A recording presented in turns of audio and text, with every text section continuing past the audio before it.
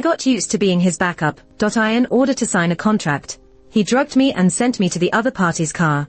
Even took away my phone, so I couldn't ask for help. It wasn't until then that I realized this love, humble for too long, is time to let go. I liked Simon for a long, long time. Back then. I really felt that as long as he could love me, I would be willing to lower myself inch by inch, even if it meant putting my life on the line. So, I willingly chased after him, being his backup. My dreams, my talents, my career. I gave up everything. I just wanted him to love me. Now he knelt in front of me, looking at me and saying, "Help me one last time. Secure this contract, and we will get married, okay?" Reflected in the mirror was a face adorned with delicate makeup. Simon leaned down, helped me put on the last earring, patted my shoulder, and said, "Let's go." In the reflection of the mirror, our eyes met, and I asked softly, "After today, shall we go pick out a wedding gown?" His lips twitched twice, avoiding my gaze, before nodding slightly after a moment. In fact, at that moment, I had already seen through his perfunctory and insincere words, but I still held on to a naive hope. After all, I had loved Simon for 5 years, always fantasizing that he might soften towards me. Not long after sitting at the table, Simon spoke up. "You look hot. Let Big Brother help you take off your coat and hang it up, okay?" My hand trembled, and I could barely hold the glass in my hand. Underneath the knitted cardigan, I was only wearing a wine-red long-slip dress, with a neckline already opened very low, and sitting down, had made it even more alarming in terms of exposure. Simon himself had picked out the dress for me. How could he not know? I bit my lip tightly, almost about to give in to Simon's increasingly cold gaze, when a lazy voice suddenly sounded from across. "The air conditioning is so low.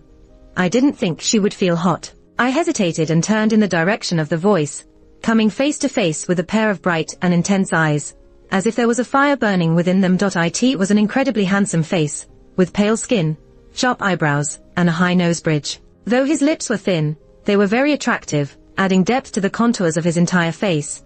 Sensing my gaze on him, the young man curled his lips into a brilliant smile and said to me, "Hello, I'm Evan." Evan. I was momentarily stunned. The contract Simon wanted to negotiate today was with Henry, the man sitting opposite. Evan was Henry's nephew. It was rumored that Henry had remained unmarried and childless. Thus he doted on his only nephew greatly. Under Henry's indulgence, Evan drove luxury cars, bought famous paintings, exuded an air of decadence, spending money carelessly without any achievements. Now sitting across from me, the young man playing with the glass in his hand did not seem as mischievous as the rumors portrayed. Even his fingers, with well-defined joints, showed traces of watercolor paint and a thin callus. Could it be that he also indulged in painting? Lost in thought, the dinner had already begun. Amidst the clinking of glasses, Simon's cold voice sounded in my ear, "Melody, go and offer Mr. Henry a toast." I subconsciously turned my head to say something, or to catch a glimpse of the look Simon had fixed on me, but in that instant, his phone, placed on the table, suddenly lit up. It was a new message, from Gloria. "I have already picked out the wedding dress. Come try it on together tomorrow, okay?" My heart momentarily froze. I tugged at my lips, and only after a while did I manage to force a very bleak smile. Gloria, she was Simon's most cherished crush. What I tried so hard to get, a bit of favor from Simon, was all but given freely once she beckoned. "Simon." I quivered my lips, desperately trying to control the tremor in my voice. "You lied to me. The person you want to marry isn't me, is it?" Simon turned his head. With a haze of smoke in the air at the banquet table, through the hazy white mist, I couldn't see his expression clearly, but I could hear his emotionless, icy voice. "Melody, this is what you owe me." From where I stood, to the main seat where Henry sat, it was only 5 steps away. These 5 steps felt like they had traversed all the 5 years between Simon and me. I had always wondered one thing: what exactly do I owe him? In the first 18 years of my life, he covered for my parents' favoritism toward me. After we met, it was him who always enjoyed my humble attempts to please him. This question had been on my mind for 5 years, and still had no answer. "Wait." I stood in front of Henry, just about to raise the glass, and Evan, who had been quietly eating next to me, suddenly stood up and blocked Henry, saying with a smile, "My uncle is drunk. He can't drink anymore. Let me take this glass for him, all right?" I watched helplessly as he took the glass from my hand, tilted his head back to empty the glass in one go. Evan didn't immediately return the glass to me. He smiled even more brightly. "Sorry, I forgot this was your glass. Let's just consider it as you toasting, all right?" Without waiting for my reply, he paused for a moment, then lowered his voice. "Don't drink anymore, your face is very red. Go sit down. Should I take you home? His eyes were bright, with a wet lock of hair stuck to his forehead. This was already the second time he had come to my rescue tonight. I glanced back, and saw Simon staring intently this way, his gaze dark, and his face extremely unpleasant. A sudden sense of unexpected retribution washed over me. Shaking my head, I picked up a glass from the table again, filled it with wine, and clinked it against Evan's empty glass. Thank you for standing up for me. Let me offer you one now. I downed the wine in the glass. He couldn't stop me, hesitated in silence for a while, then managed to say, call me Evan. Evan. The light in his moist eyes suddenly brightened. You've really had too much to drink. Go back soon. He glanced behind me. The raised corners of his lips suddenly straightened. Wait. Do you want me to drive you home? I never imagined that in the end, it wasn't Evan who drove me home, but that I ended up going home with him. Not only that, but I also ended up sleeping with him. After the banquet, Henry declined Simon's further plans and gestured to leave. When Simon inquired about the contract, Henry remained non-committal, merely sweeping his gaze lightly over me and saying, Mr. Simon, you have a good little sister. That sentence just threw me into hell. After Henry left, Simon said he would sober me up, and went to pour a glass of ice water. After I drank it, my legs were so weak that I couldn't stand properly. He held me and walked step by step to the dimly lit parking lot, then placed me on the soft back seat of the car. Under my cold and sorrowful gaze, he took away my phone. Simon, I could only murmur due to lack of strength. Are you not even going to give me a way out? Melody, Henry likes you, and I have no choice. After saying this, he walked away without looking back. But neither Simon nor I anticipated that Henry had already left in someone else's car. The car parked here was intended for Evan. When I was enveloped in an aroma of refreshing scent in his embrace, my hands were already too weak to hold onto his clothes. Mr. Henry. It was Evan. The young man corrected me in a cheerful tone, then frowned and said, You're drunk like this. Let me take you home, okay? As the dim car lights shone down, I remembered the fleeting anger in Simon's eyes during the drinking session, and suddenly made up my mind. I don't want to go home. I threw myself into his arms, unbuttoning a button of his shirt with my teeth. I want to go with you. The driver drove the car downstairs, and Evan carried me all the way home. He kissed the tip of my nose gently. Don't regret it, he whispered in my ear. Just enjoy this kind of thing. My eyelashes trembled, and I finally closed my eyes. When it was over, it was late at night. I wriggled out of his embrace and got off the bed, but stumbled due to weak legs, hitting my ankle bone on the corner of the bed with a sharp and intense pain that made me frown and let out a cold hum without holding back. Evan, who was lying on the bed, immediately sat up nervously. What happened? Sister, are you okay? His exceptionally affectionate address, coming from his pleasant voice, made me slightly stunned. The dim light illuminated his handsome face, and his lips were also painted red. There was even a lipstick mark I had just left on his bare chest. I was dazed for a moment before coming to and shaking my head. It's nothing. Just bumped the bone. Evan jumped off the bed and bent down to look at my ankle, gently touching the small red mark from the knock. Be careful, sister. A soft, cool breath touched the wound, and as I looked down, I saw a swirl at the top of Evan's hair with a few strands standing out, revealing a lively touch of childishness. He was so young and full of energy. Standing in front of him, I was only 24 years old, but already seemed almost lifeless. All my energy seemed to have been consumed in the long and fruitless entanglement of love and hatred with Simon. While I was lost in thought, he had straightened up again, his eyes staring directly into mine, with a glint of light gradually shining in his pupils. I'm drunk. I tried to give myself a series of hedonistic seduction acts to find a reasonable excuse, but just as I began, Evan cut me off abruptly. In my astonished gaze, he suddenly leaned forward, plunged into my arms, buried his face in my chest, and rubbed against it. Sister, you're drunk, he said, looking up at me, his eyes seemingly filled with scattered stars. But I remained sober. Sobriety. I felt a little dazed. I had said this to Simon before. When I was 19, unable to resist the drunkenness, I confessed to Simon. The next day, I barely explained a word, and he sneered disdainfully. Melody, do you really think I can't see the way you look at me normally? I lost all my strength in an instant. He saw it, but he didn't expose it or reject it. He just watched with cold eyes, as I fretted and grew increasingly anxious in this unrequited love with no response. The former infatuation suddenly solidified into vivid hatred at that moment. Though my heart ached, I smiled and placed my hand on Evan's neck, saying, well, in that case, why not do it again? In that split second, I suddenly changed my mind. If Simon could torment me, deceive me, and hand me over to Henry for this contract. Why couldn't I retaliate and make him suffer more than me? With that contract secured, he could marry Gloria. How could I let them have their way? The next day, when I woke up, it was almost noon, and Evan was still deep in slumber. I had originally planned to leave directly, but last night, Simon took away my phone to leave me with no way out. So I woke up Evan and asked him softly if he could take me home. I wanted to move out and pack my things. The young man, who was still drowsy, suddenly sat up. Sure, no problem. For some reason, I sensed a hint of excitement in his voice. After a quick wash, Evan drove me back home. A Lamborghini, indeed a luxurious car as rumored. The young man driving with a lollipop in his mouth didn't look at all like a pampered and idle rich kid. You want me to go up with you? Evan parked the car downstairs, one hand resting on the steering wheel, turning to ask me. My gaze swept past his handsome brows and eyes. No need. I'll just go up to tidy up and come back out. You have things to do. You can go ahead and take care of them. Evan shook his head firmly. I'm free. I'll wait for you downstairs. After I got out of the car, he waved at me before I went inside. Come down soon. I didn't really know why Evan was being so warm to me. During many glances the night before, I faintly felt that his handsome face seemed familiar, but for the life of me, I couldn't remember where I had seen him. Perhaps it was because last night went well. Or maybe because amidst my awkwardness at the gathering, he felt a rare touch of compassion. I only knew that in order to get back at Simon, I had to seize this fleeting warmth. Like grabbing onto a life-saving straw, the message Gloria sent during the gathering was still fresh in my mind.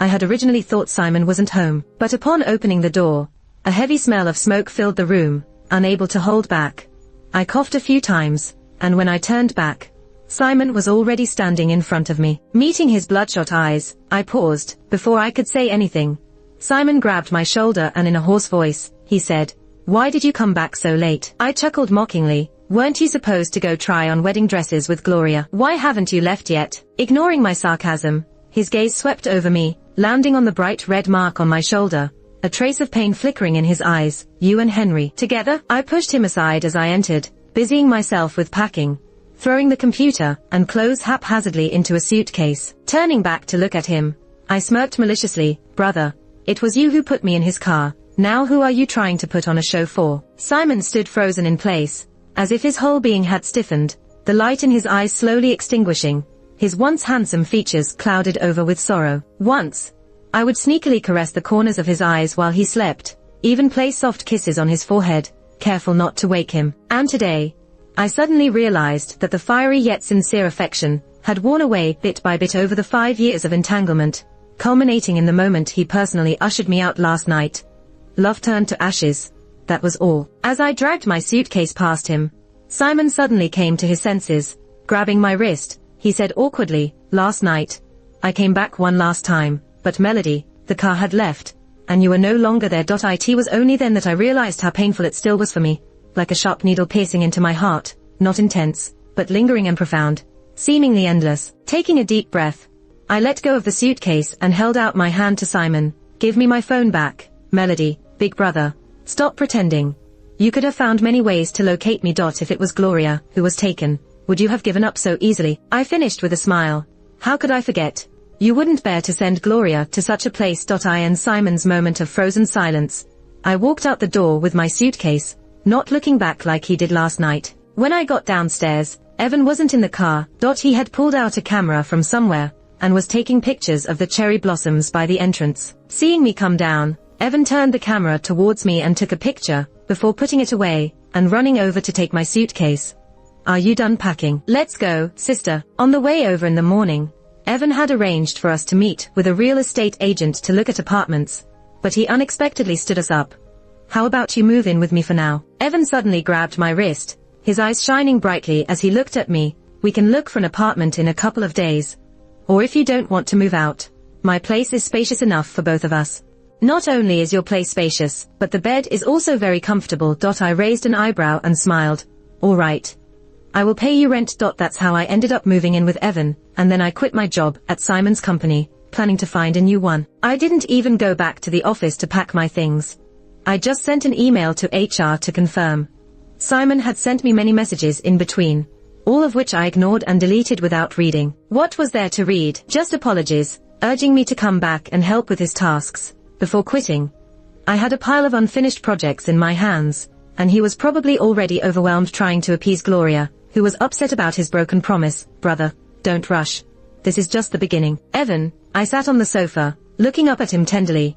Can we keep what happened that night between us and not tell your uncle? He took a yogurt out of the fridge and walked over to hand me a bottle, nodding with the straw in his mouth. Sure. Evan didn't ask why. He had been like this for the past few days, always agreeing with whatever I said, feeding me whenever he had the chance, and even leaning against me when we played games. However, after staying here for a week, this warmth and intimacy made me develop some unrealistic illusions. In the end, Evan and Simon were two completely different kinds of people. Simon didn't love me, but he didn't reject my touch either. He took pleasure in mocking me when my feelings showed. But Evan, except for the night he was intoxicated, the most intimate contact we had was just a light kiss on the cheek. After kissing me, the young boy would hurriedly retreat with a flushed face and close the door, saying, "Good night, sister." In the past, because Simon liked the type of girl that Gloria was, with black straight hair and white dresses, I had dyed my naturally curly deep brown hair black and bought a bunch of white dresses like Gloria's. Moving out from Simon's place made me feel like I finally broke free from some sort of restraint and became more liberated. Or maybe it was when I was staring blankly at the box of clothes I didn't like, and Evan walked over saying, "Sister, if you don't like them, just throw them away. Let's go buy what you like."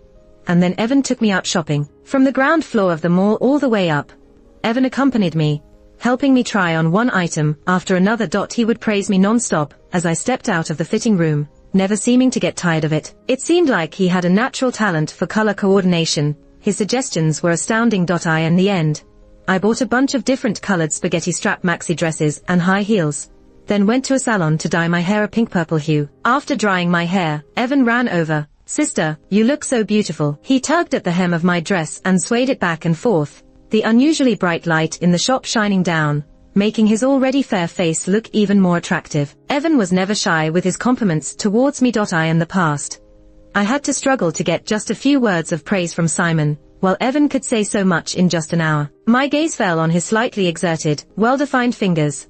Suddenly, I felt my mouth go dry. That night, when Evan came out after taking a shower, I swirled the red wine in my glass and smiled at him tenderly and seductively. "Would you like to have a drink with me?" I admit I did it on purpose. Evan had always been polite, but I didn't want to wait anymore. I had been too subservient to Simon for too long. I was starting to forget who I really was. I am not Simon's biological sister. In fact, I had never seen him before I turned 18.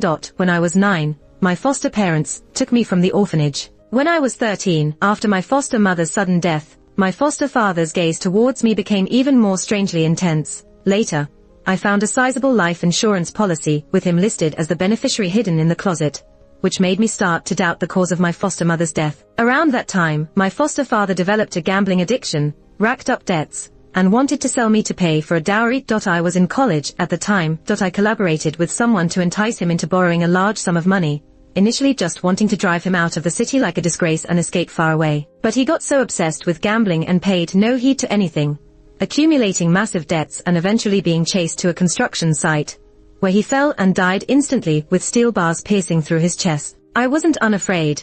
During that time, every night I would dream of my foster father, covered in blood, standing in front of me, glaring at me. I would wake up in a scream countless times, gasping for air and wiping the cold sweat off my forehead.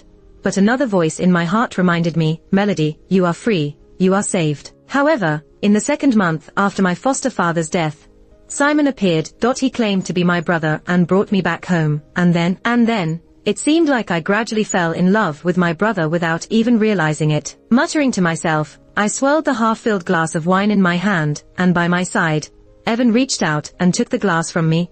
"Sister, you're getting drunk." Looking into his heated yet worried eyes, I curled my lips and pulled down the thin shoulder strap of my dress a bit more. Evan almost dropped the glass, his Adam's apple bobbing up and down, his voice becoming hoarse.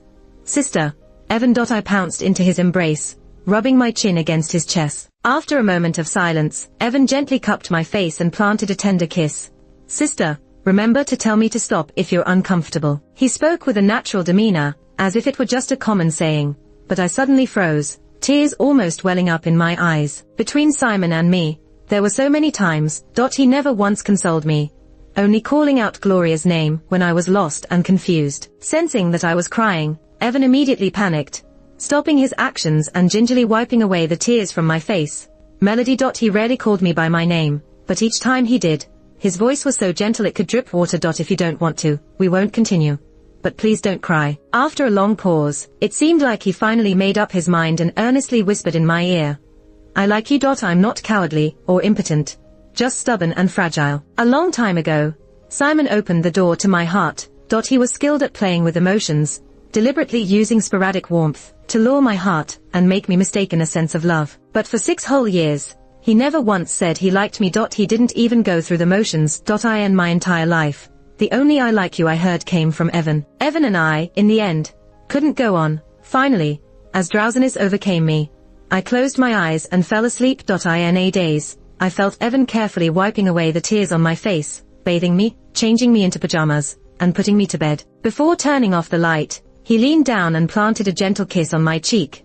Good night. I mentioned to Evan that I wanted to work at Henry's company. Originally, my plan was to playfully ask Evan while pretending to be drunk, then make this request. I even had my excuses and lines ready, but I didn't use a single word. Evan didn't ask anything, just nodded obediently. Okay, let's have breakfast first, and then I'll take you there. He pushed the golden brown omelette towards me and patiently spread peanut butter on a toasted slice of bread. While doing all this, Evan pursed his lips slightly and looked at me with a serious expression, looking particularly charming. Subconsciously, I remembered last night, when he whispered those words I like you in my ear with such seriousness. Even if it was just comforting me when I was sad, not sincere, it was already so precious. After breakfast, he went downstairs to drive, and it was only then that I realized the Lamborghini from before was gone. What he was driving now was a very affordable commuter car. Upon my inquiry, Evan pitifully explained, Sis, rumors are just rumors. This car is actually mine, and my uncle doesn't spoil me at all. He's very strict with me. Rumors also said you love buying famous paintings. Those were all painted by me. As for the Lamborghini before, Evan looked even more aggrieved. I rented it for $2,000 a day. Even when the car pulled up at the Henry Company building, I still couldn't shake off the shock of the disparity between rumors and reality. Evan, on the other hand, was very composed. He naturally held my wrist and led me into the elevator to the 19th floor. Saying he wanted to see Henry, the secretary politely said, Please wait a moment. The boss is in a meeting with clients in the conference room. As she spoke, the door to the conference room behind her happened to open. With a faint smile, Henry walked out first, followed by 2 other well-dressed men. Simon. The moment I saw him, memories that had been deliberately hidden resurfaced once again. I froze in place, feeling a coldness even in my fingertips. Evan seemed to sense my emotions. He suddenly took a half step forward, discreetly standing in front of me. Simon's gaze fell on our intertwined hands, his face starting to darken. In a moment of silence, Henry was the first to speak. Why is Evan here? He looked calmly at me and Evan, as if he hadn't noticed our clasped hands. Uncle, I have something to discuss with you. Evan's eyes flickered, and when his gaze landed on Simon behind, he raised his eyebrows and his eyes turned cold. If Mr. Simon has nothing to do, please leave. The tone was not polite. It was then that I realized Evan had been too playful and cute in front of me, making me forget that he wasn't really a good-tempered person. Standing beside Simon, Mark, the one who partnered with him to start the company, quickly pulled him away. Simon, let's go. It seemed like he hadn't heard. His gaze fixed on me. Melody. His voice sounded bitter. I should have been nervous or felt a mix of excitement and pain as I used to every time I saw him, but there was nothing. Evan held my hand tightly, the warmth from his fingertips spreading through my limbs. He whispered softly, Melody, don't be afraid, I'm here now. Suddenly, I calmed down. Long time no see, brother. Simon's eyes dimmed as he opened his mouth, but didn't say anything more. Taking advantage of the situation, Mark smiled apologetically and pulled him away. I followed Evan into Henry's office, where he earnestly introduced me to Henry, praising my work abilities extensively. The melodious voice of the youth rang in my ears, but there was emptiness with no response. As I met the sharp gaze of Henry, I suddenly understood what he was thinking. The dinner party was the first time Evan and I met, but not Henry's first time. In order to secure that significant contract, Simon had been in touch with Henry's company for 2 months. During these 2 months, Henry was able to glimpse some things about Simon from my fragmented interactions, even though I was just a stranger to him. Now that Evan suddenly proposed I work at his company, Henry's initial reaction was probably that I came to help Simon. Realizing this, I squeezed Evan's hand and spoke up as soon as he fell silent. Mr. Henry, regarding the collaboration with my brother's company, I hope you can reconsider. Their proposal is not the most optimal solution. Henry raised his eyebrows in surprise and gestured for me to continue. A large portion of the second proposal they presented is based on my designs. I know the strengths and selling points. I know the biggest flaws, and I know how to improve it. After completing most of the second phase proposal, I just hadn't had a chance to show it to Simon yet. Those humble infatuations and the additional benefits they bring were cut off by Simon himself. After I finished pointing out the major improvements in the second phase proposal, Henry pondered for a moment and then smiled. Ms. Melody, if you don't mind, join our newly established advertising department and work on projects there. By the time Evan and I left Henry's company, it was nearing dusk. To show my gratitude to Evan, I suggested treating him to dinner. It's not related to me, it's all because of your strong work abilities, sis. Evan stepped on the brakes at a red light. But, to celebrate my sister finally getting rid of trash, let me treat you to dinner. When he mentioned the word trash, he emphasized it, his tone carrying a hint of natural stubbornness, but he sneaked a glance at me from the corner of his eye, as if afraid I would get angry. But I just found him so adorable. I smiled, took out my phone from my bag, and started looking for a restaurant. All right. What do you feel like eating? Evan cheered. Anything, sis, you decide. One of the only places where Simon didn't skimp on me was when he paid me double the market rate. So after working for him for 2 years, I had saved quite a sum of money. Treating Evan to a meal in a high-end restaurant was no problem. As Evan and I crossed a bridge with warm yellow lights shining, just as we sat down at our table, a soft voice sounded from behind. Melody. I stiffened, turned my head, and met Simon's inscrutable gaze and Gloria's usual gentle eyes. Her gaze swept over me, then onto Evan, her expression darkening for a moment. After a moment, she smiled again. Got yourself a boyfriend now. Come over and sit with us. No, thanks. Without waiting for me to respond, Evan immediately declined. I'm here to have a date with Melody. Don't want any disturbances. His blunt words left Gloria momentarily speechless, and she awkwardly tugged at the corner of her lip, her once gentle smile almost not fitting on her face. Melody, this little boyfriend of yours is quite straightforward. I knew she actually wanted to say that Evan was rude and lacked manners. After all, when Simon wasn't around, she would say such things about me. At that time, my thoughts were completely focused on Simon, and she deliberately had him do this and that for her, then promptly scolded me as soon as Simon left to buy her bubble tea. As a young girl, you should have some self-respect and know your manners. I looked at her and responded with an even more gentle and forgiving smile. Evan is only 18. If he offended you in any way, I apologize on his behalf. Evan also cooperated well, calling out from behind me, sis.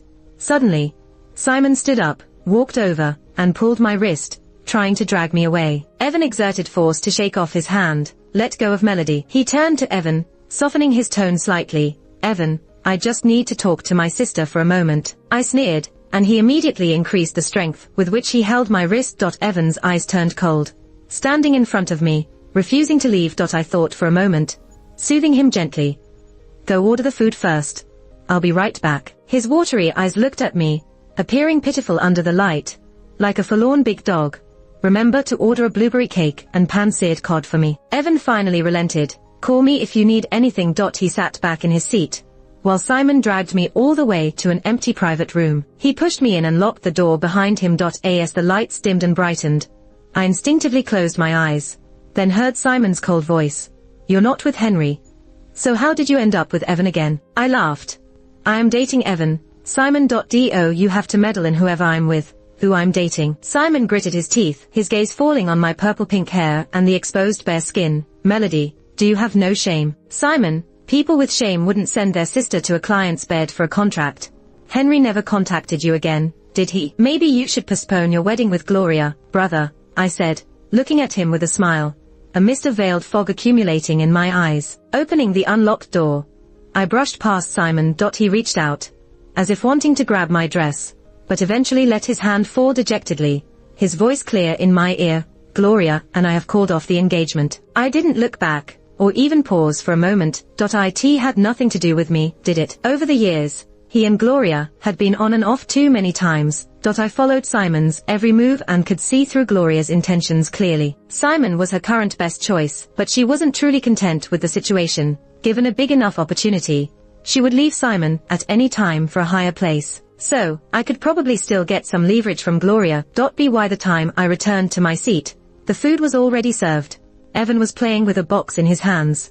Seeing me coming over, he hastily pushed it to the side. Pretending not to notice, I sat down and picked up my chopsticks. Let's eat. Evan seemed hesitant to speak, looking at me for a long time, before finally asking, Sister, what did you and your brother talk about? I paused in mid-air with my chopsticks. He asked me how I ended up with you. Also, he said he broke the engagement with his girlfriend. What's that got to do with him? Evan's face darkened, his gaze sharp, now glancing over at Simon at the table behind me, his voice more urgent. Sister, don't trust him. That night, he had ill intentions towards you. His actions were not sincere. Even Evan could see it. That night, Simon was determined to push me towards Henry. Henry also said something ambiguous to him, leading Simon to drug me and place me in Henry's car. If Evan hadn't kept the subsequent events a secret, I could never have joined Henry's company. I looked at the young man in front of me, who was staring at me intently, his eyes gleaming as if they were shining. I remained silent for a moment, slightly curling my lips. I understand. Also, sister, Evan hesitated for a long time to tell me, but I'm not 18. I stared at him, somewhat astonished. I would turn 22 in half a year. About to graduate from university. He looked at me very seriously, but the glints in his eyes seemed to carry a different meaning. Sister, I'm not a child anymore. For a moment, I felt a strange familiarity in his words, but before I could delve further into that, the box Evan had hidden was now pushed in front of me. Sister, this is a gift for you, celebrating your release from suffering. It was a necklace, a delicate platinum chain, with an intricately carved rose pendant embedded with a ruby. After he helped me put it on, the rose hung perfectly in the middle of my collarbone, complementing the cold white skin, and looking exceptionally beautiful. When did you buy this? Why didn't I know? He blinked, seeming to think for a moment before saying, I went out yesterday, while you were dyeing your hair, and picked it at the neighboring mall. Evan looked at me, eagerly seeking praise. Do you like it? I also cooperated, earnestly praising. I really like it. He sat back contentedly and continued eating. I suddenly remembered, Evan was like this at the dinner party that night too. If he hadn't gotten up to block the drink coming towards me, he would have been eating the whole time. Turning the wine glass in my hand, I jokingly said, do all you young boys have such big appetites? Evan immediately put down his chopsticks, looking a bit nervous. Sister, do you think I'm eating too much? I can eat less. I couldn't help but laugh. Evan, why are you so cute? He opened his mouth to speak, but Gloria, who knows when, came over with a glass of wine in her hand. Evan, I'm sorry for offending you earlier. It must have been Simon who informed her of Evan's true identity, as Gloria unexpectedly came to apologize. She held the glass of wine in front of Evan, softly biting her lip and looking at him apologetically. She looked so pitiful, with a hint of stubbornness amidst her gentleness.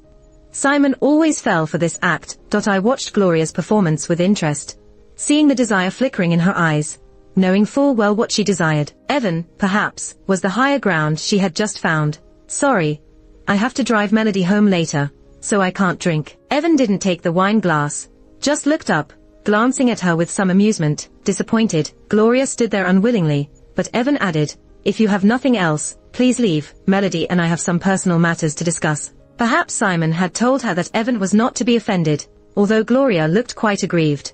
She left without a word. Once she was gone, Evan chuckled. After dinner, Evan drove me home, having had some drinks. I closed my eyes and leaned back in the seat. Suddenly, I heard his hesitant voice. Sister, are you free next Saturday? I opened my eyes and turned to look at him. Evan pressed the brake in the dimly lit parking lot. It's my graduation ceremony, and I want to invite you to attend. Perhaps influenced by the alcohol. I fell silent for a moment, then lifted my lips slightly, leaning closer to him. I may be free, but what status should I attend your graduation ceremony in? With close proximity, our breaths entwined. In a hoarse voice, Evan called out, Melody, as my girlfriend, of course, and then, he kissed me, gripping my shoulders. His lips were soft, with a blueberry sweetness in the air. The temperature gradually rose as a hand clasped my waist, moving up along the bare back. Sister, Evan breathed lightly and took a step back. Let's go home. He held onto my waist as we got out of the car, but as soon as he stood firm, his gaze turned cold all of a sudden. Just a step away, Simon was standing there, His eyes filled with deep pain, as he looked at me. A strong sense of relief swept over me from the bottom of my heart, as I hooked my arm around Evan's neck and smiled lightly at Simon. Why is Big Brother here? In the dim light, his face was as pale as paper. A cigarette between his fingers. Scattered cigarette ashes on the ground.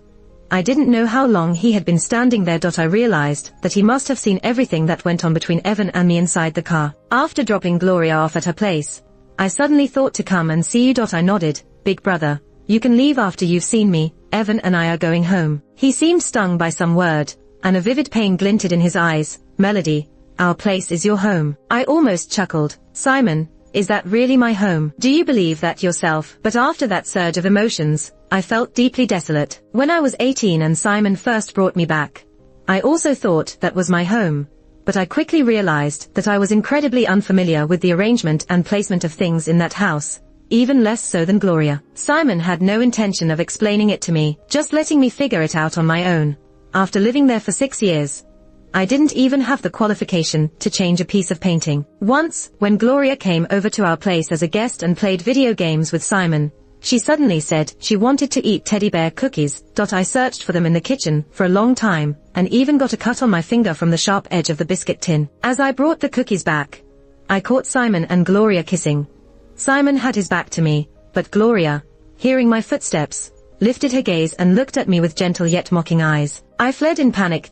In stark contrast to him was Evan. On the first day I moved into his place, he took me around every inch and every corner of the house, from the entrance hall to the kitchen, from the bathroom to the storage room, making sure I understood everything, afraid that I wouldn't know how to use things due to being a stranger or feel constrained. He looked at me and said seriously, "Sister, you can do anything you want while living here. I have no secrets from you." In the study, I also saw Evan's easel, and learned that he, like me in college, studied oil painting. Simon's eyes darkened. "I'm not." I chuckled and interrupted him. "I think that place would be more suitable as your and Gloria's bridal chamber. Since I moved out, I have no intention of going back." Simon froze in place, the light in his eyes completely extinguished, devoid of any vitality. I hugged Evan, turned and walked away without a second thought. Even without looking back, I could feel Simon's gaze following me closely. After taking 2 steps, Evan suddenly turned around, pecked me on the cheek, and invited, "Sister, want to take a bath together tonight?" The burning gaze on my back suddenly disappeared. When I reached the front gate and turned back to look, Simon was nowhere to be seen. When I got home, I changed into a nightgown, and went to find Evan. He was in the study setting up a picture frame, and when he saw me come in, he hurriedly put it away, and then looked up, suddenly stiffening. "Sister." I smiled sweetly at him. "Weren't we going to take a bath together?" Evan was clearly moved, but still uncomfortably turned his head away. "I did it to help you make him jealous." The following week, I successfully joined Henry's company. The first project I embarked on was the Phase 2 proposal I had mentioned to Henry before. Due to the smooth progress of the project, Henry rejected Simon's request for cooperation, only saying that his proposal still had flaws. On Saturday, I accompanied Evan to his graduation ceremony. At first, I didn't know which university Evan was from. However, as the car drove along the tree-lined avenue I was so familiar with, and stopped at the entrance to South University, that I had been in and out of countless times, I couldn't help but speak up. "Evan, are you my junior?" We had been living together for nearly 2 months, and he had never mentioned it to me. After parking the car, Evan turned to look at me, a flash of light in his eyes that disappeared. "Sister, you didn't just find out today, did you?" I hadn't heard you mention it before. His eyes dimmed slightly, but he quickly adjusted his mood. "It's okay. Just remember it for the future." I suddenly realized that Evan never seemed to show any negative emotions in front of me. He was always sweet and clingy. Even though he was 2 years younger than me, Evan arrived in my life from the beginning as a protector. A soft spot in my heart seemed to be touched, and as I got out of the car, I reached out and clasped Evan's wrist, saying softly, "Let's go." Graduation season, the school is filled with a mix of lively and sentimental farewell atmosphere. Walking on the familiar avenue lined with parasol trees, a sense of sourness gradually surfaced in my heart. 2 years ago, I missed my own graduation ceremony. Apart from the normal studies in the 4 years of university, I almost devoted all my spare energy to the long and fruitless entanglement with Simon. Even in the last month before my graduation, Simon started a business partnership and asked me to help. After knowing each other for 4 years, he spoke to me for the first time in a gentle and almost pleading tone. "Melody, come and help me please. I compromised. I gave up my own dreams. Gave up my almost sharp talent in painting. Gave up the opportunity for further study abroad recommended by my teachers, and willingly stayed behind to work as a designer in Simon's company, to help him secure the first contract.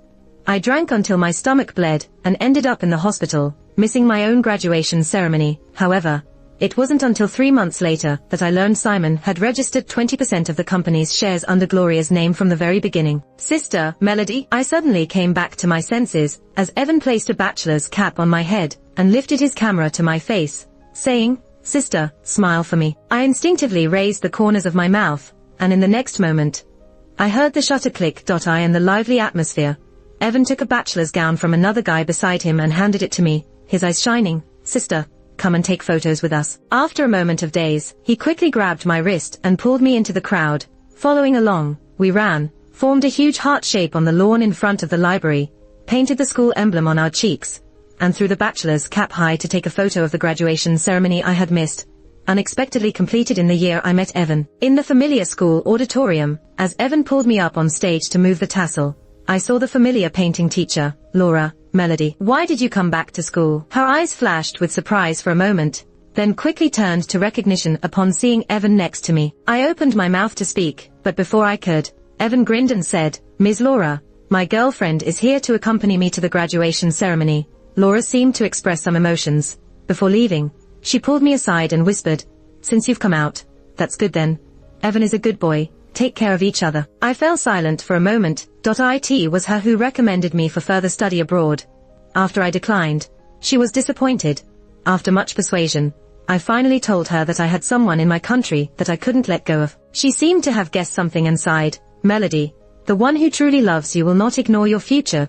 I'm worried that you will regret it later on." I thought of high school for some reason. Back then, I was so proud, walking through the school with an easel on my back, as if I owned the entire universe. As long as I held a paintbrush, I had the courage to face any difficulties. I had never thought that one day I would shatter my pride and self-esteem with my own hands, trampling them underfoot. On the way back, I remained silent. Evan seemed to see through my thoughts and suddenly changed direction halfway, driving to the largest park in the city. It was dusk, the golden light reflected on the lake, creating a warm ripple of colors. He took out an easel, paper, pens, and paints from the trunk, and handed them to me, saying, "Sister, would you like to try painting?" Since graduation, I hadn't held a paintbrush again. Simon didn't like me painting. Once I took a picture of him sitting by the window with colorful lights flowing behind him, and after I painted it and made it look perfect, I showed it to him as a treasure, wanting him to hang it on the bedroom wall. Simon just glanced at it indifferently and said, "I don't like things hanging on the walls." After that, with the company's start and everything being busy, I had no time to paint. And then we moved houses once. Even my easel and paints were left in the old house, but later, Gloria painted a digital oil painting, with colors even streaming out. He still carefully framed it and hung it by the bedside. At Simon's place, there were never paintings he didn't like, only people he didn't like. As I came to my senses from memories, I completed the last stroke and showed it to Evan. He ran over joyfully, his eyes bright as he looked at the paper. "Sister, you painted me." Evan's clear and pleasant voice perfectly matched the young man in the white shirt, with a corner fluttered by the wind in the painting. He stared at the painting for a long time, then looked at me, his eyes sparkling with delight. When I returned home, I framed the painting. He said, "This is the first painting you drew for me, and I will cherish it." He carefully preserved my intentions and later handed me a painting that had been completed and framed. "Sister, take a look." It was a scene of me leaving Simon's house under a cherry blossom tree, drawn from a photo he took. In the painting, there was a suitcase by my side, the plain white dress a bit wrinkled, yet the eyes were surprisingly bright. In the midst of emotions, there was a sense of relief, liberation, and also hidden beneath the calm surface, a simmering resentment. Evan painted it with great care and dedication, even capturing the 2 petals that fell on my shoulder, and he wrote the title and name in the lower right corner. A new beginning. I stared at those 2 words, a surge of strength rising from the depths of my heart, sprouting, watering, and blooming. Evan and I each hung the paintings given by each other in our bedrooms. He even set up an easel in the study room for me to use whenever I wanted to paint. As I gradually picked up the dreams and talents I had lost over these 2 years, over at the company, the advertising department, I was in had snatched 2 contracts, in a row from Simon. With the support of Henry's company, not to mention that I had spent 2 years with Simon, almost single-handedly raised their design department. Taking orders from them wasn't difficult at all. It was just that I always had a soft spot for him in the past.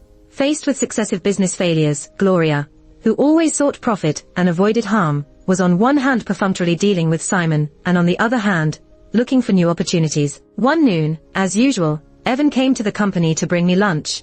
Sitting in the tea room, his face showed a strange expression. I had just met someone downstairs. I raised an eyebrow and looked at him. Who? It's the girlfriend of Simon, the one I met in the restaurant that day. She scratched my car, insisted on getting my contact information, and said she wanted to treat me to dinner to make up for it. I hadn't expected Gloria to act so quickly, and then I asked her to contact my uncle's driver for compensation matters. He always handles such things. How could I agree to have dinner with her? Evan said, sneering, with a clumsily executed scheme. I then realized that Evan's youthful and sincere nature, although naive, also meant he didn't mince words. There was a playful tone in my voice, but at least she's a pretty girl. Melody. Before I could finish my sentence, Evan suddenly leaned in, his nose touching mine, his gaze intense, and his warm breath mingling with mine felt scorching. You can't say that. You're my girlfriend now, and it would make me unhappy. I like you, and I can only see you in my eyes, he said earnestly, holding my face and forcing me to look at him, whispering between our lips, Sister, open your eyes and look at me. After a pause, his voice suddenly lowered, with a touch of gentle humility. Can you say that you like me? Just to make me happy. Those clear and bright pupils enlarged in front of me, and I stared at him in a daze. A strange sense of familiarity flashing through my heart. It's okay, if you don't want to say it now, he said as his eyes slightly dimmed, taking a step back. Sister, I have the patience to wait for you to speak. Even though I knew that the sly boy in front of me was likely trying to curry sympathy on purpose, my heart couldn't resist a slight ache. This ache nudged me forward, and I kissed Evan on the lips and declared in his suddenly ecstatic eyes, I really like you now, not just to make you happy. That afternoon, Evan left with a silly smile on his face. Just as he left, Henry appeared at the door, his face still beaming with a smile that he hadn't managed to suppress. Uncle. Henry glanced briefly at Evan, then his thoughtful gaze fell on me. I didn't sense any negative emotions from him, and finally, I let out a sigh of relief. It seemed like passing through Evan in front of Henry paved the way for a more open relationship. He enjoyed cooking for me, and would eagerly come to the office every day, at noon to deliver food, not hesitating to show his affection for me in front of others. His unabashed favoritism. How could I not be moved? So, everything fell into place. Evan was tall, probably due to his good physical strength, as he never seemed to tire. He took care of almost all the household chores, and wouldn't get tired even after staying up late. I had also talked to Evan about my graduation and work, only to learn that he had been working part-time at an art studio since his 3rd year, eventually investing money he earned from Henry and his childhood New Year's money. He was very down-to-earth, nothing like the idle and profligate Evan rumored about. It was only then that I could finally relax. That afternoon, when Evan came a bit later, I went downstairs to meet him, and unexpectedly bumped into Gloria at the elevator entrance. She saw me and her face showed surprise. Melody. Wait, how come you're here? I gazed at her curiously. I work here. Gloria was suddenly taken aback, and her expression gradually turned unpleasant. After a moment of silence, she forced a smile and said, Melody, how can you let your boyfriend arrange a job for you? A girl should rely on herself. I couldn't help but chuckle, staring at her mockingly. Gloria, are you even qualified to say such things? Gloria's tactics were not up to par, or else she wouldn't have spent so long just to get Simon to commit to her. Now that I had bluntly retorted, she immediately lost her cool, clutching her handbag tightly. She looked at me and forced a light smile. Melody, leaving that aside, it doesn't look good for you to jump from Simon's company to here, isn't it? Until she firmly secured the next opportunity, Gloria wouldn't give up on Simon. After realizing this, I knew that half of my goal had been achieved. I had built up the design department in Simon's company single-handedly. I smiled at her. So, if I want to leave, I can do it anytime, and no one can stop me. Gloria looked at me in astonishment. She must have been used to seeing me behave submissively in front of Simon, to the extent that she couldn't handle my newly found pride. Melody. Evan's voice suddenly rang out, breaking the frozen atmosphere between Gloria and me. He came over to me, didn't even look at Gloria, and just cuddled up to me affectionately. It's so hot. Let's go up quickly. I had expected Gloria to do something given that he was now her new target. But she simply stood there and showed her usual gentle smile. Melody, Evan, have a good one. As the elevator rose, the enclosed space was just the two of us. Then Evan suddenly spoke.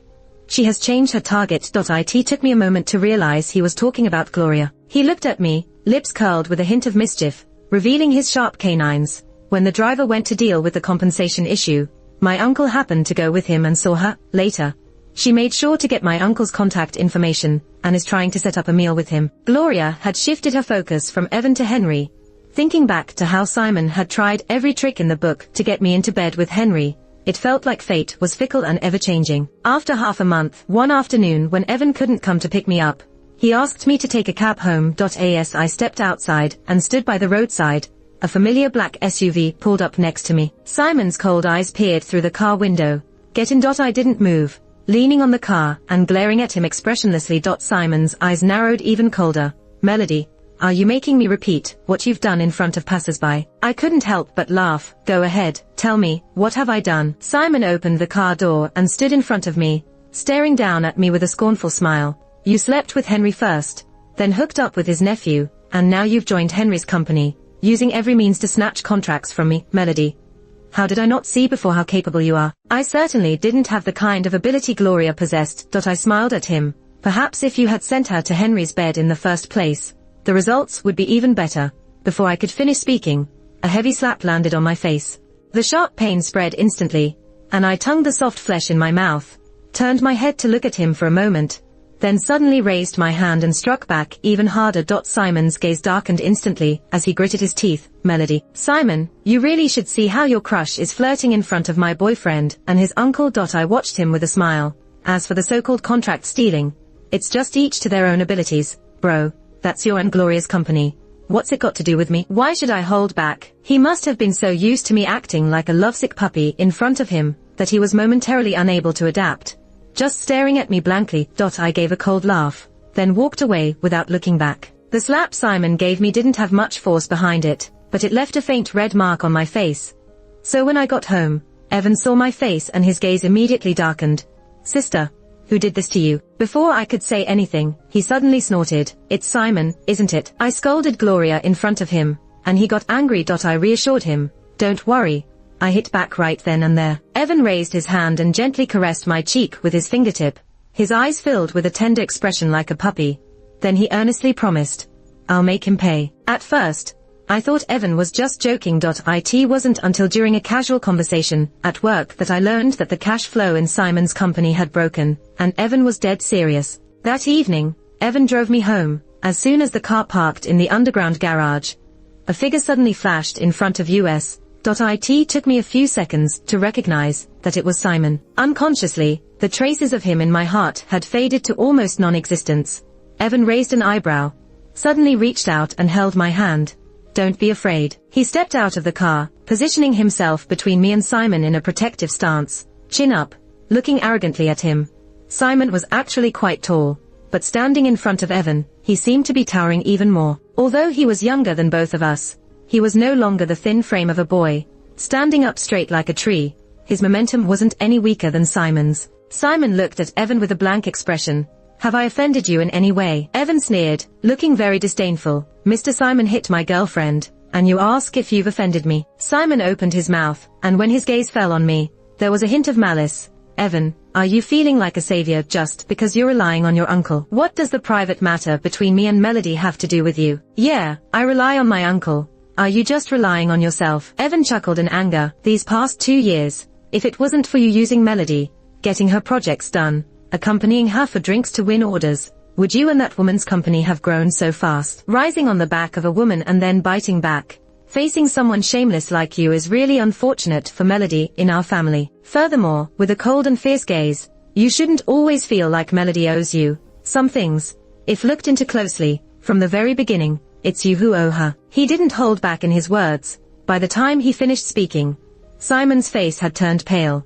Seeing that he had nothing to say, Evan took my hand and walked away without looking back. When we got home, before I could ask, Evan had already admitted, Sister, the cash flow problem in Simon's company was indeed arranged by me through my uncle. He looked at me, with a hint of caution in his eyes. You're not mad at me, are you? I looked at him blankly, unable to speak for a moment. He was standing up for me. How could I be mad at him? I just thought back to the past. I had lost my self-esteem, abandoned my dreams to chase after Simon. Everyone could see the twisted and unequal nature of this relationship. Only I was stuck in the middle, sacrificing everything for that tiny bit of warmth without hesitation. I almost forgot that I, too, deserved to be loved. After a long silence, I finally asked him, what exactly is it that Simon owes me? A complex expression flickered in Evan's clear eyes. Finally, he sighed, leaned over and kissed my lips. I'm still investigating this matter. Sister. If I get any concrete leads, I'll tell you immediately. The kiss sealed off the other question I wanted to ask, which I ultimately didn't. Henry had been in the business world for over a decade. His tactics were much more cunning than the inexperienced Simon at the beginning of his entrepreneurship. Even if he fought with all his might, he could barely keep the company from Henry's hands, and as a result, he was too weak to bother coming after me. It was at this time, when Evan suddenly handed me a bank card. When he came to pick me up one evening, there were 50,000 yuan on it. He stepped on the brakes at the red light, then stole a glance at me with the corner of his eye. Sister, I took one of your paintings to the gallery for consignment. This is the price after the sale. He paused slightly. Sister, keep painting. You have such talent. It shouldn't be wasted in cubicles and boring design drawings. After a moment of silence, I took the card. All right. I didn't actually dislike painting. It was just the numerous rejections from Simon that shattered my pride and led me to submit to him. Evan truly understood me. After being silent for too long, I needed something to prove my worth, to show that my talent hadn't been completely eroded away in the mundane world of hustles and bustles. I picked up the paintbrush again, just like I did in high school, devoting almost all my spare time to the studio. Evan seemed very happy, and back at home, he sat with me in the studio. Apart from occasionally going out to answer a call, he sat across from me painting, his eyes occasionally glancing at me. Evan's talent in painting was not inferior to mine at all. On the weekend, he and I sat together in front of the easel in the study, with sunlight streaming through the glass window, casting a layer of light golden color on the floor. I turned my head and saw the boy holding a paintbrush, completely focused on the easel in front of him. Suddenly, the scene felt incredibly familiar. That day, when he silenced me with that kiss and the unasked question resurfaced, have we met somewhere before? Sensing my gaze, Evan looked towards me, a radiant smile appearing on his lips. Then he stood up and walked towards me. A breeze blew in from the window, fluttering the curtains. I am the flowing air. I tilted my face up to look at him, and Evan leaned down, planting a warm kiss on my lips. The paintbrush, stained with colors, fell to the ground, splashing paint that spread a hint of fragrance in the air. It felt like an eternity had passed. He stepped back slightly, crouched down with one knee beside me, his eyes wet with emotion staring at me. He asked me, Sister, do you remember now? Memories from the past suddenly rushed back at this moment.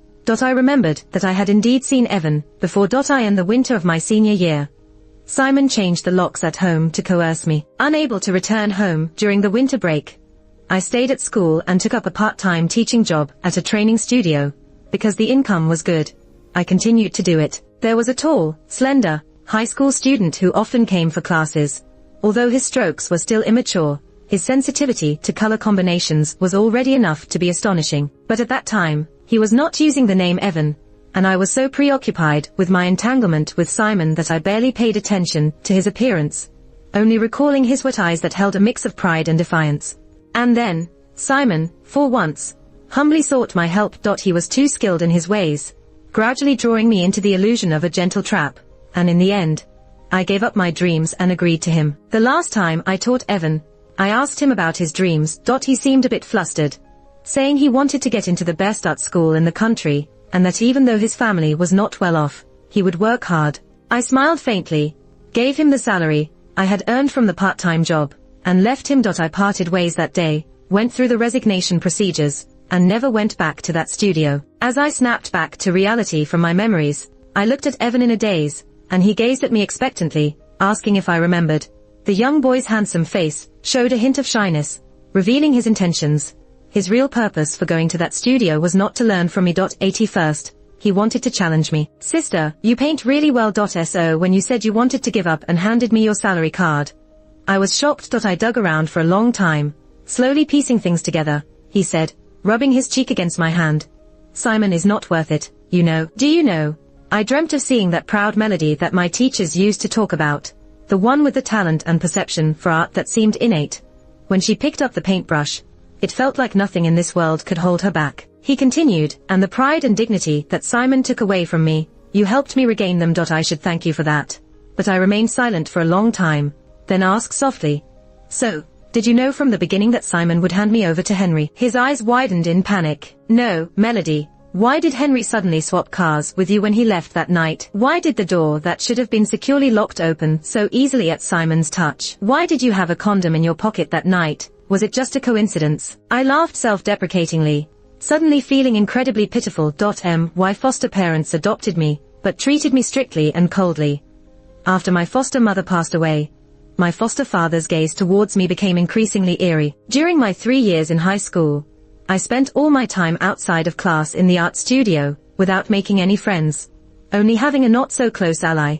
Later, when Simon gave me a little warmth on the way home, I couldn't wait to get close to him. And now, Evan saved me from a dilemma, and straightforwardly confessed his feelings for me. I fell completely for him. It was only then that I realized my initial desire to seek love and security from others was a mistake. I stood up and walked quickly towards the door, causing Evan to accidentally knock over a pallet of paint in a frantic attempt to catch up and explain. No, Melody. I wanted you to see Simon's true colors, and also what's in my pocket. But he struggled to say the second half of the sentence. I firmly pushed his hand away, and turned to face him, speaking slowly. Taking advantage of someone's vulnerability. What makes you any different from him? I moved out of Evan's place. I left in such a hurry that I didn't even take the paintings I made, just packed a simple suitcase. When I was leaving, Evan, with red eyes, came chasing after me, wanting to explain a few things, but I raised my hand to stop him. Evan, I'm not completely rejecting you. I believe in your sincerity, but this beginning hasn't been pleasant. I think we both need some time to cool off. I was surprised at how calm I sounded when saying those words. Evan seemed visibly hurt, looking at me pitifully. Melody, I can apologize. I really didn't mean to. Almost immediately after being met with his teary eyes, I felt like surrendering. It was at that moment that I realized how much I actually liked him. Anyway, let's take some time apart first. I closed the car door and urged the driver to start driving. Even though it was a move, I couldn't shake off the feeling that it was more like a one-sided escape. The next day, I went to the office to submit my resignation letter. Since there were still work matters to hand over, I couldn't leave immediately, and the HR quickly informed me that Henry wanted to see me. When I entered his office, I passed by a girl with twin ponytails. Her delicate face seemed somewhat familiar. Inside his spacious office, the faint scent of alcohol lingered as Henry sat in his chair, loosened tie, with smudged lipstick marks around his lips. Overall, the scene seemed a bit less serious. Despite that, he remained composed, wiping off the lipstick marks with a tissue and gesturing for me to sit across from him. Ms. Melody, rest assured, I'm not the kind of unreasonable parent type who will meddle in the feelings between you and Evan, he said, smiling gently and composedly. I just want to clarify 2 things for Evan. First, when I said those words to Mr. Simon, it didn't imply any feelings towards you. I was simply helping Evan out. Second, the condoms Evan had in his pocket that night were bought for me and my girlfriend, who is a celebrity, and cannot reveal her relationship publicly at the moment. He didn't know how to explain it to you. He just wanted you to see your brother's true colors, and then make sure you got home safely. Henry, you knew about that night. Evan promised me he wouldn't tell you. Henry seemed to sense something from my expression, and chuckled. Ms. Melody, please believe me, a mature man like me is different from your naive, simple boy, Evan. He even said Evan was a bit naive, which was true. Actually, I supported Miss Melody's resignation. Mr. Simon's company has been struggling, and Miss Melody's talent should be used in a better place. Henry interlocked his fingers, resting his chin on them, gazing calmly at me. As for your relationship with Evan, I won't get too involved. Before I left, he called out to me again. Oh, by the way, Gloria.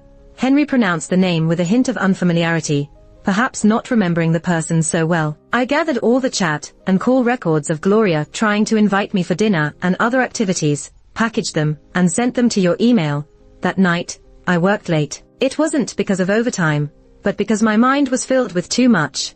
Sorting through each issue took a while. I had initially planned to go home, but suddenly remembered that I had left some things at Simon's house and decided to retrieve them. Unexpectedly, after all this time, Simon still hadn't changed the locks, I tentatively turned the key, and lightly nudged the door open. After a brief moment of astonishment, I entered and was overwhelmed by the strong smell of alcohol. Furrowing my brows, I switched on the living room light. The man who was slumped on the sofa suddenly lifted his head, and upon recognizing my face, his lips trembled, his face turning pale. I had never seen such profound despair in Simon's eyes before, like a whirlpool dragging someone infinitely downwards. Melody. He stood up suddenly, stepping towards me. You're back. His tone was cautious, as if I, standing before him, was some precious yet fragile porcelain. The only person who could make him speak with such tone before was Gloria. For some reason, I felt an urge to laugh.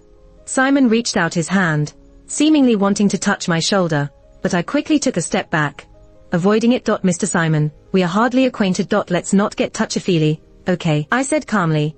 I'm here to get my stuff, and then I'll leave.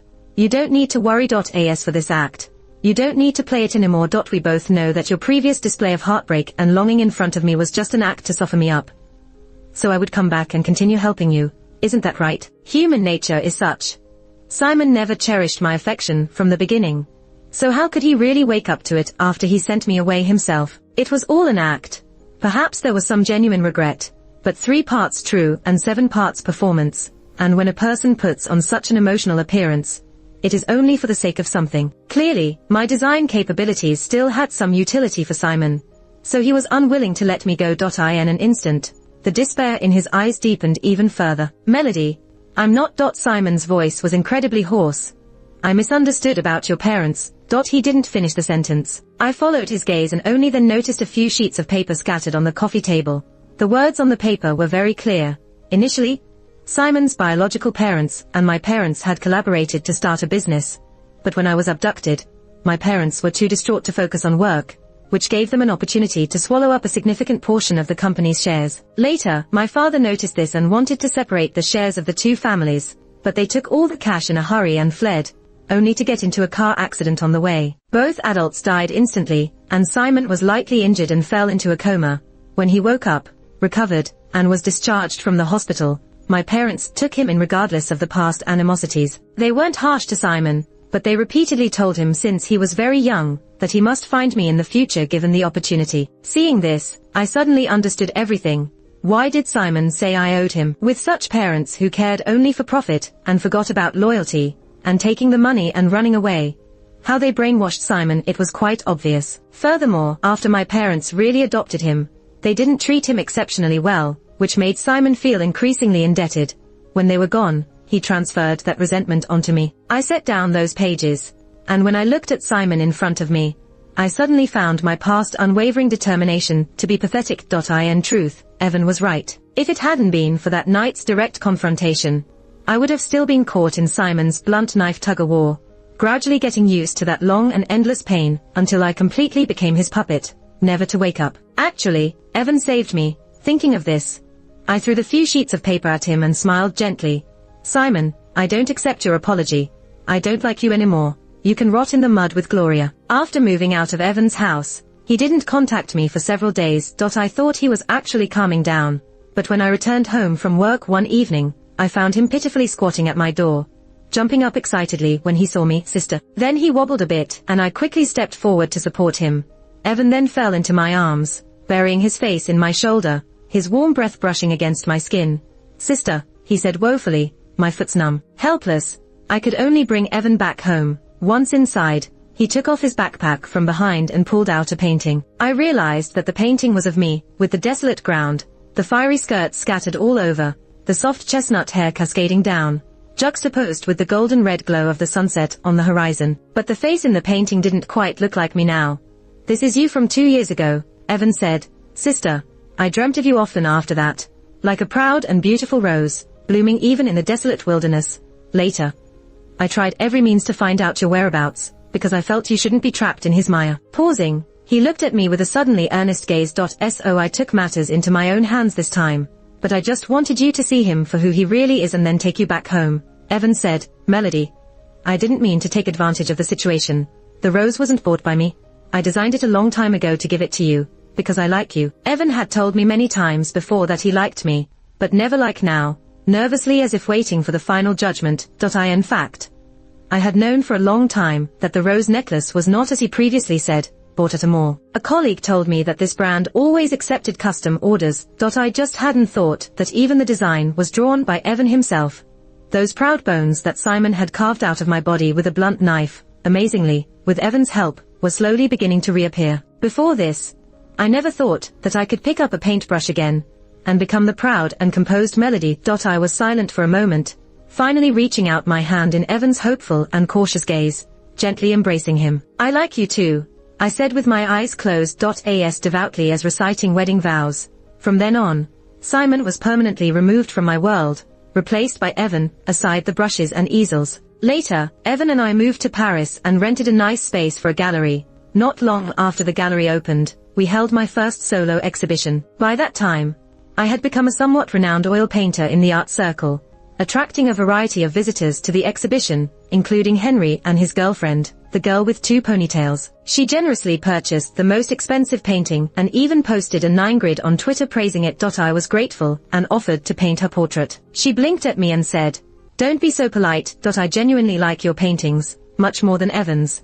The young boy next to her, undaunted by the comment, proudly declared, "Our Melody is really talented." I squinted at him, tapped his shoulder, and smiled flirtatiously. "It's impolite not to call me sister." He turned to look at me, his eyes moist, and remained silent. Only when all the guests had left did he lean over and whisper in my ear, "Sister, when you called me brother last night, it wasn't like this." My cheeks flushed with embarrassment. Last night, fueled by some drinks and the excitement of the upcoming exhibition, I had worn a short strap dress and insisted on dancing with Evan, letting my fingertips wander on his shoulders and cheeks, teasing, "Little brother, are you living off me?" He leaned in to kiss me, saying, "I am." Evan proved to be quite good at living off me since my legs still felt weak. I glared at him, and Evan quickly apologized.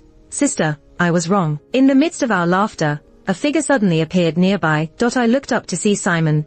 I had sporadically heard gossip about him, how he managed to secure financing from somewhere and actually saved the sinking company, subsequently expanding it.